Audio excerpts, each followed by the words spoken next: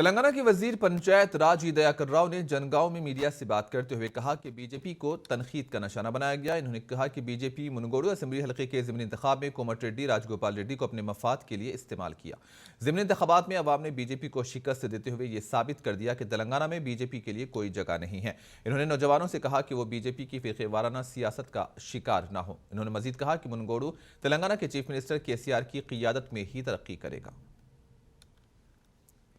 तेलंगाना के वजीर पंचायत राज ई दयाकर राव ने जनगांव में मीडिया से बात करते हुए कहा कि बीजेपी को तनकीद का निशाना बनाया गया। इन्होंने कहा कि बीजेपी मुनगोडू असेंबली हल्के के ज़िमनी इंतखाब में कोमट रेड्डी राजगोपाल रेड्डी को अपने मफाद के लिए इस्तेमाल किया।